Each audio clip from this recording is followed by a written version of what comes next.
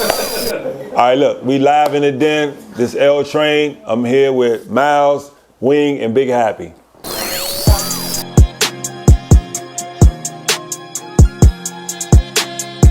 Live! What the fuck y'all waiting on? Oh man, hold on. We know shit. On your cup, Wing. Toast, baby. Toast, L Train. Don't forget the toast.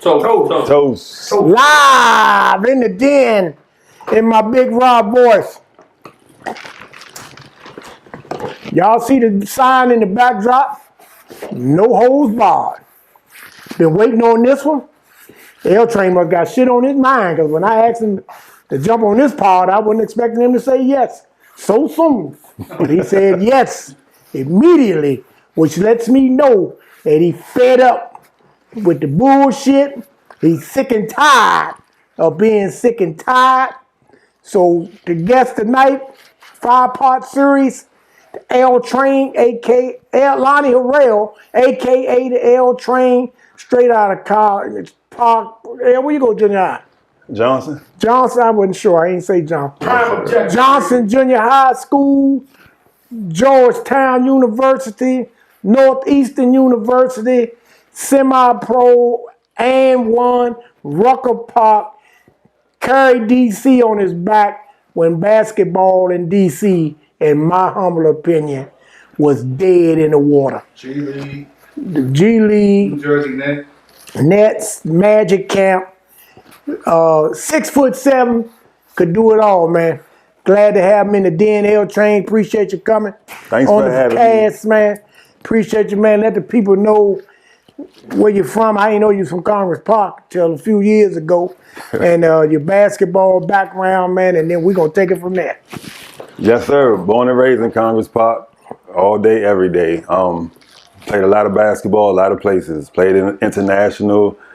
And I went to, honestly, I probably went to over 12 NBA camps, but I never talked about it, never said anything about it, because it wasn't no big deal to me, because my dream and goal was higher than what I accomplished. But I'm satisfied. I'm thankful for the experiences, though. When did you first play with basketball? I always played basketball around the way, at Malcolm X, but I didn't start playing under the whistle till I was 14. I used to come over to Congress Park and look at you. You my man. Yeah, I remember. We don't. Be with Ernie, my OG. Yeah, say it again. Tell me. Be with Ernie, my OG in Garfield. He was young. That was way before Prime, Objective, before. Yeah, he was. And I bet you ain't heard his name in a long time. He was Delonte. Yeah. Hey, you remember that? Delonte. Yeah. When last time you heard somebody call you that? Only 2 chicks. Talk about the Sledge. Only 2. I ain't heard that. I wasn't expecting that. Lord have mercy. Goodness great. Hold on. Hey, I drink to that. This our research man. I drink to that. This our research man. He got 2 jobs to pick our guests up and do the motherfucking research on them. He been pulling some strings. No, that's his real name. And he used to call me that being funny. Yeah. He called me Delonte being funny. I've known Lonnie 30 years. I ain't never know that. Been knowing him longer than that. No, okay. Damn. Delonte. I'm going to leave it at L. Wow. When you were saying Delonte, you give me the birth certificate, John. talking about Delonte over there, I was laughing because I had that question. Yeah, and I was wondering the whole time, who is that? I was like, that's your boy Tay from down Watts. Okay. So 1991 and 93, you went to Eastern. No. I went to Ballou first. Okay. And Miss Oates was the coach. And she had success the year before I got there. She transferred. So when I got there, they right after the first day of school, after school, they used to have pickup going on, just open gym. I went in that joint and she was like, I already got my team. I was like, huh? She was like, yeah, I'm good. I already got my team. Dudes in the team was like, Miss Oates, he can go. She was like, look, we good. Because she did. She was, though. She had Mike Robinson and Jolly. I feel your pain on that, but they did the same shit to me. Yeah. Up there, Ballou. Mr. Pearson. Mr. Pearson, you still suffering today from cutting me from that 1981 mark.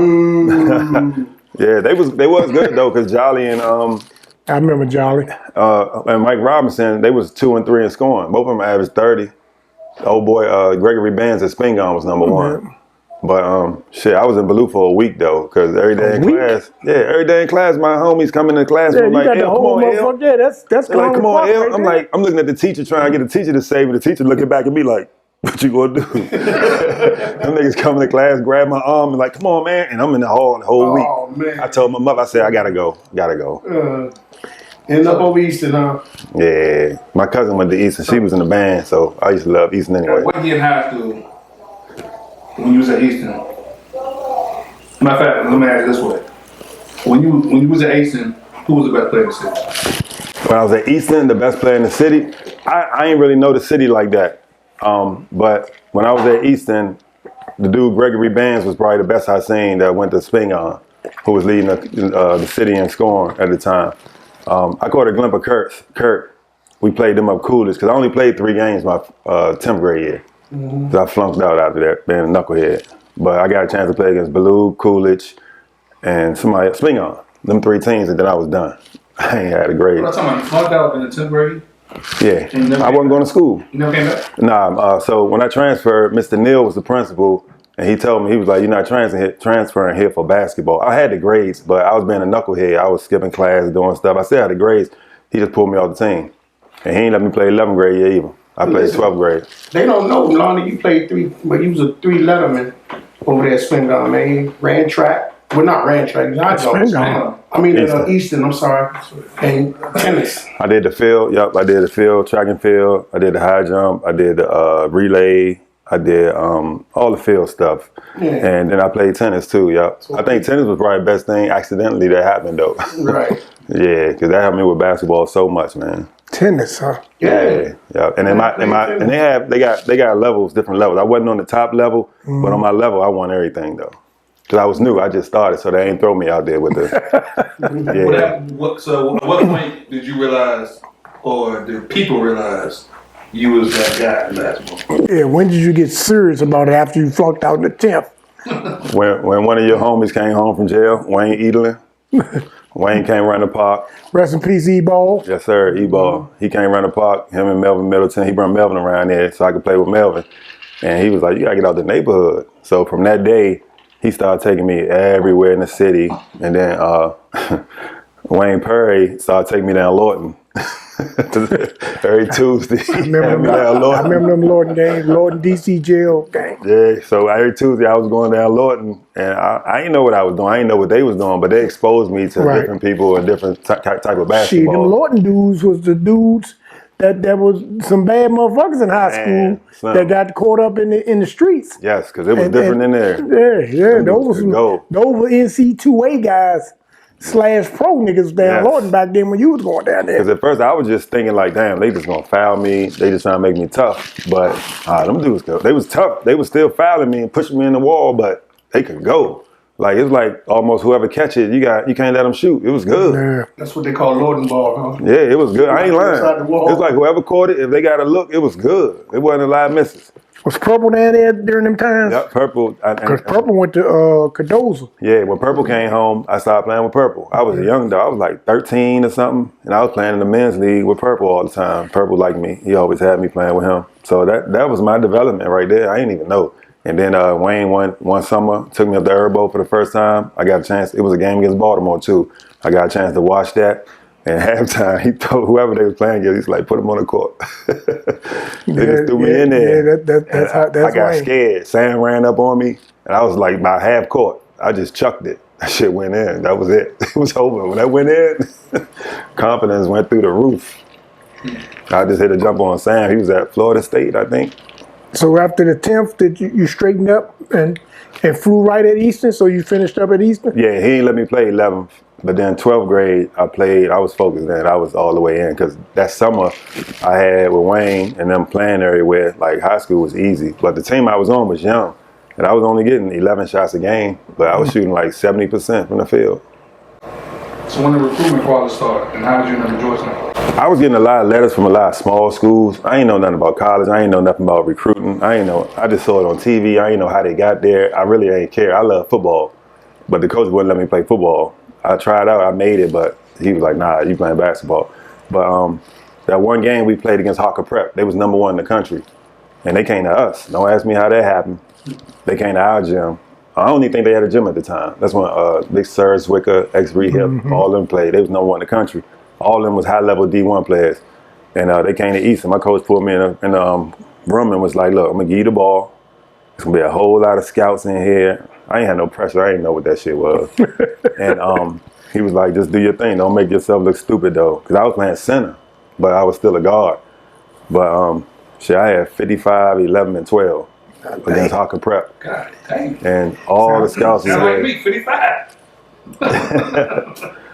Yep. And the dude who was checking me, I think his name was Sidney something, and he was like, Georgetown was recruiting him. He was like one of the top defenders in the country, and that's who was checking me. And that's the only game my mother ever came to. She came to every football game, never came to a basketball game, but she came to that one game because she was on a date, matter of fact. And, yeah, her and the dude came to the game. Shout out to the dude. Right. Unknown Unknown dude. They came to the game with L. Miles. Appreciate you, Holmes. Yeah, yes, sir. Sure enough, that was the day. I went off, and then after that, Mike Riley, the assistant coach of Georgetown, was at every game. But my letters started changing then. At first, it was like D2 schools, small D1 schools. But after that game, I was getting shit from NC State, UCLA, all this. I was just happy to have shoe boxes of the shit. I ain't respond to none of them. You know, I didn't know what was what. But Georgetown was there every single game. And then Big John came in there. I was going to ask you, did he actually come and see you play? He Or he came just in sent his henchman, Yeah. Mike Riley, and them to the game? Yeah, Riley was there like probably 4 times in a row. Never said anything to me. He made sure I saw him. He'd nod at me when he leaving and all that. And then we played at home. Big John came. We played at Anacostia. Big John came. And then we played at home again. Big John came. And I'll never forget, it was February, my mother's birthday. And they invited us to come to a little visit on the campus. And that man told me and my mother right in our face, he was like, no, I got a scholarship for you. Take it or leave it. If you don't take it, I give it to somebody else. My mother stood up. Straight like that? Straight like that. My mother stood up. She was like, you know what? Thank you, but no thank you. She was like, come on, Lonnie, let's go. Well, that's how she said it. We rolled out. I listened to my mother. My mother said, come on, let's go. We rolled out. She was like, he ain't going to be doing that. That's not how you offer anybody anything. He wants you, he wants you. If he don't want you, he don't want you. Let's go. I was like, okay, Mom. We bounced. Then they kept showing up at the games. And then eventually I came in the gym and Bebe Dawn and Pat was in there working out. And I stopped and I was sitting there watching Bebe work Pat out. And they was just so cool. And I was already a Pat, everybody's a Pat fan, Georgetown. Definitely. And it was them two really that made me go. Yeah, just saying them. So the Big John changed his tune Oh, he to changed his convince tune, moms, or how did that go? He changed his tune. She said, it's up to you. You do what you want to do. But the little kicker to that, Big John told my high school coach, and my high school coach told me this probably about 10, 12 years ago, that Big John told him, yeah, get him to come. And I got a job for you in like a HBCU head coaching job. Something like that. Oh, he was a string pulling joker. I can tell you Yeah, that. he said, I'd do that for you. But he ain't never follow up because the dude was a science teacher. He wasn't no coach. So you had looking at your stats, pretty decent stats up Georgetown. But you jumped ship after 2 years. How'd that go? Man, it was a lot. So the first part, and people don't believe this, but that man told me out his mouth. He was like, when Zoe leaves, it's your team. He said that to me. And I can respect that because playing with Zoe, I could do 2 things that they needed. Because at that time, the Big East, people don't know this or remember, the Big East had 6 fouls. We was the only conference with 6 fouls because of Zoe. Couldn't nobody check Zoe. Everybody was gone. Like all the big men, except Mike Smith was still there, and the dude at UConn was still there. But even then, like everybody used to play zone against us and front Zoe, be behind Zoe, and close to Zoe to keep him from getting the ball. Right. But I could throw entry passes. Like entry passes are difficult on that level, on any level. A lot of people can't. Still, like these kids today can't even throw entry passes. That's why coaches got them doing dribble handoffs and all this dumb shit to make passes. But I could do that, and if he kick it back out, I could hit the 3 because I'm tall. I'm sorry. Let the people know who Zoe is, because you just saying Zoe. So, okay. Alonzo Mourning, Georgetown, from Virginia Beach. So they don't need to be watching this podcast. Right. Yeah. Other people out of this area be watching this podcast, man. We just want to let them know. So Georgetown can't put them together. Thank you. Duly noted. There you go, brother. Yeah. Yeah, fuck him. But he used to put me in situationally. So like if we losing, he'd put me in. If somebody pressing us, he'd put me in. Like he'd do that. And I had little spurts where I get off sometimes, whatever. Like my freshman year NCAA tournament, Zoe was staying in foul trouble all the time. I made Sweet 16. Yep, against Florida State, they got us out of there. Yeah. And if we'd have beat them, we'd have played Shaq the next game. Zoe and Shaq. That would have been epic. That would have been epic. Both of us lost though. Yeah. So, they lost to Indiana, Calvin Chaney and them, and we lost to Florida State with Sam and the quarterback, what's his name? Ward, Charlie Ward, Bobby Sword. Chalice. They was loaded. Bobby Sword, all them. But it was close though. Bad motherfucker. And I take some of the blame because they was playing a zone on it. Zoe fouled out, and I took like the next 6 shots. I made 4 of them. But the last shot I missed, I was at the top of the key, and I did something. And I just split and got through easy. I could have dunked it. And in my head, John always used to be like, lay the ball up, get the 2. Yeah.